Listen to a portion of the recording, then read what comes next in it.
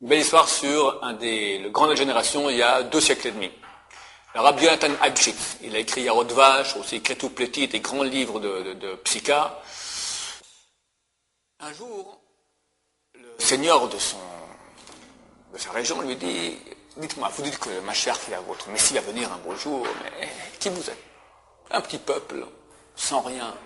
Même aujourd'hui, on est une armée, etc. Mais on est un petit peuple, on est combien? 6 millions par rapport à 1 milliard 300 millions d'ennemis qui nous entourent, le monde entier. Faut pas rêver, d'accord? Avec la meilleure armée du monde, on n'est rien. Le Rav Shark disait sans cesse, faut pas croire qu'on est ce qu'on n'est pas. On est des petits, très vulnérables, faut faire attention. Alors comment? Lui dit, plus forte raison à l'époque, on n'avait rien du tout, on était un peuple en exil. Votre Messie viendra, il y a des armées, l'armée prusse, l'armée russe, l'armée française, l'armée britannique, des immenses grandes armées. Comment votre Messie viendra? Comment il va faire la guerre? Comment il va montrer qu'il sera un grand?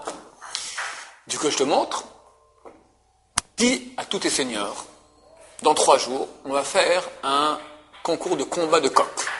Que chacun prépare bien son coq, on verra qui sera vainqueur. Moi, je mènerai mon coq aussi, on verra. Je te montrerai que moi, je serai le vainqueur. Ah ouais? Ok, très bien. Le roi envoie des édits spéciaux à tous ses seigneurs. Venez, dans 3 jours, chacun amène son coq de combat le plus fort, et on va voir maintenant qui va gagner. Après 3 jours, les trompettes, les drapeaux, tous les seigneurs qui sont là, et le roi s'installe, et chaque seigneur amène son coq, des coqs flamboyants, des coqs cruels, forts, puissants. Et le roi vient, il sort un coup de son sac comme ça, un petit coq, tout freluquet, tout tremblotant. Les seigneurs là se regardent en faisant des sourires, des coups d'œil comme ça, ils rigolent déjà. Bon, les trompettes sonnent, le roi ordonne que le combat commence. On jette les coqs dans l'arène. Et le combat commence. Les coqs l'un sur l'autre, ils se griffent, ils se mordent, ils se griffent. Le petit coq du rab, il va se coucher dans un petit coin comme ça, il fait rien du tout. Et à la fin du combat, tous les coqs sont morts, et le petit coq qui sort comme ça, tout penaud, vivant. C'est marqué dans les textes qu'à la fin des temps, il y aura une grande guerre dans le monde. On n'est pas prophète ni fils de prophète. C'est vrai que tout le monde sent un peu que c'est pour bientôt.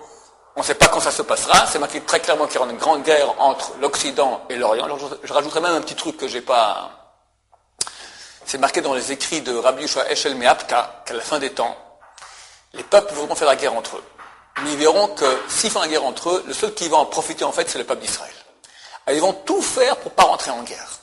Mais néanmoins, c'est marqué, comme ça a dit Rabbi Joël Meapta, par la tignasse de leur chevelure, de force, ils seront obligés de rentrer en guerre. Et il a rajouté, on peut dire cela en mon nom, comme si on entendait de la bouche d'un prophète. On a un exemple éloquent de cela par le combat de coq de Rabbi Yonatan Abshitz. Bonne journée.